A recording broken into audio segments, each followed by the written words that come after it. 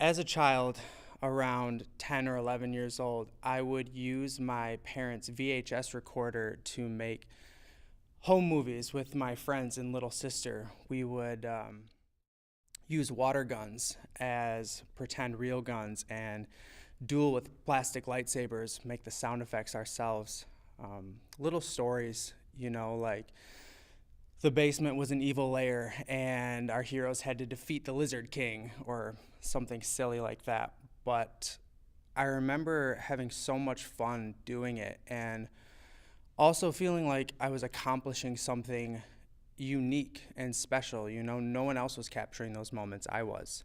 The reason I fell in love with cinematography is because growing up, I never felt like I could connect to writing stories on a piece of paper the way I could when I held a camera and, you know, being able to tell a story without any sort of dialogue, being able to focus solely on the visual story that is being told by the camera and lighting. I felt like I was able to tell very fun stories with just playing with action figures and having a camera set up in front of them. When I was young, the first job that I was considering doing was definitely not a camera person or a cinematographer. But I always had a camera with me. I was always screwing around with seeing how things look through a lens and how you can manipulate things to look different and just all the things that you can do. And then I started getting to that phase of my life where I was trying to figure out what did I want to do for the rest of my life, what had the most impact on me that I really wanted to keep pushing for and was the most fulfilling. And the thing that came to me was camera work. I felt so empowered and happy when I was behind the camera and was able to have fun with friends and help people in some way.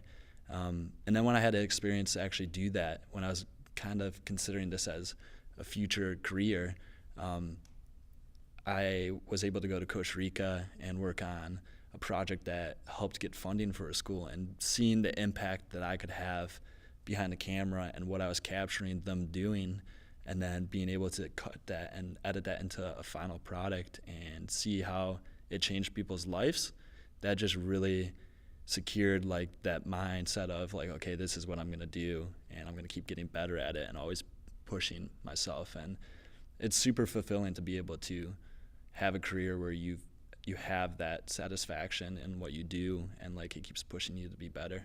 It wasn't until I got into film school that I thought about those memories from my childhood again. I had completely forgotten about it for years. And even then, it wasn't until I was working on my first project and I had a camera in my hand again that those memories kind of came flooding back. It was almost like having an epiphany, but it was just memories of things that I had done. I was walking around campus, thinking about my shot list and what angles I wanted to use and looking for cool locations and backgrounds and the lighting. And it just sort of came to me that I had done this before. I had worked creatively like this before, and it was almost like my life had come full circle. And it was definitely the moment that solidified for me that being a cinematographer and being a filmmaker was what I wanted to do with the rest of my life. Today, looking up to cinematographers such as Steve Yedlin and many others, it's been very eye-opening, to say the least, that they were able to effectively tell the story without having dialogue as the backbone of their film. Being able to just focus primarily on what the camera is picking up, the lighting and the color to set the mood and tone of the film. Over my years at Grand Valley and the projects that I've worked on and the hours I've spent studying film, I've found that cinematography is the most important aspect of filmmaking in terms of creating a world that audiences can connect to and emphasize with and allow them a temporary escape from reality. And giving them that perspective can oftentimes lead to a better understanding of themselves and their own reality. I mentioned the word escape, that movies let people escape their reality for a short amount of time. And that's completely true. The idea of escapism isn't a new concept. It's something that's been around for as long as stories have been told. And cinema, since its conception, has become sort of the ideal version of escapism, the quintessential example of it, if you will. The definition of escapism is the habitual diversion of the mind to purely imaginative activities or entertainment as an escape from reality or routine. In today's society, that started to take on sort of a negative connotation. It's an evolutionary part of society that's going to have significant effects, but anyone who's afraid of it doesn't fully understand what we as filmmakers try to achieve. So a cinematographer is someone who needs to pull together the technical aspect of filmmaking along with the creative side. They need to be able to realize that in order to bring a director's vision to life, they have to figure out the purpose behind each camera movement, each angle, and the lighting for each scenario for every scene of the film. When I'm writing a shot list or conceptualizing a shot or a scene or a sequence, I'm not asking myself, is this going to allow someone to escape their problems for a while? You know, certainly there needs to be that escapist element. The viewer has to willingly suspend their disbelief that what they're seeing isn't real and allow themselves to be pulled from one reality to another. But that should just happen organically and effortlessly if we are achieving our larger and much more significant objective, which is to connect the audience with what they're seeing on an emotional and hopefully a personal level. So when looking at the position as of a cinematographer and kind of how they play a role on set and in a film, they really are the bridge between the director and the end product. A director comes in with the idea of how they want a story told, and the cinematographer uses their skill set of the artist side of things and the technical side to showcase a story the best way they can, whether it be shot scale choices or movements of camera or lighting. All those decisions that the cinematographer makes help influence how well a story is told and how much an audience connects with it. A cinematographer is more than a person who is behind a camera, sets it up in a certain position, sets up some lights, presses a button on the camera, and captures the actors in this scene. They are in charge of the camera movement in which evokes certain emotional responses that exhibit either anxiety or perspective shot or even very intense scenes where there's battle sequence, capturing the chaos of conflict, the chaos of war. A good example of this is shown in Saving Private Ryan by Steven Spielberg. In the sequence where the U.S. Army is invading the beaches of Normandy, you start to notice that the camera is always moving. It is always shaky. It is very rarely static, and that is on purpose. Their use of a shoulder rig is to evoke this sense of human movement, this or very organic movement where the camera is not static and that motion is to build this intense scene. I think if the artistic side of cinematography was lost, I feel like we'd all see it and we'd all notice it because films would fall short. The story wouldn't be as strong. We wouldn't be able to emotionally connect with the characters and whatever's happening on screen because you lose the depth to a shot. When you don't consider composition and how it plays a role in how you see a scene and how you see the reaction of a character to something that's happening, you won't understand the story as well. When we're directing photography, we're asking ourselves, what are the emotional implications of the scene, and what is the best way aesthetically, visually, to show that emotion so that it resonates with the people who are watching it. There is a particular shot in The Lord of the Rings, Return of the King, where Frodo and Sam are climbing Mount Doom towards the end.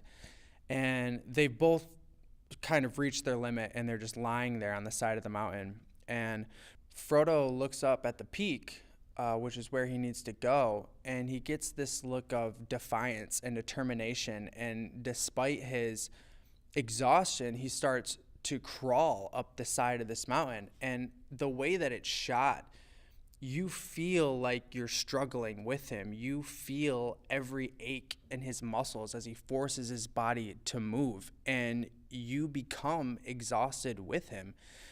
And you feel like you're making this great effort, and it cuts to a wide shot, and you realize that he's only gone a couple of feet, and you're sitting there going like, wow, really? All that effort for a couple of feet?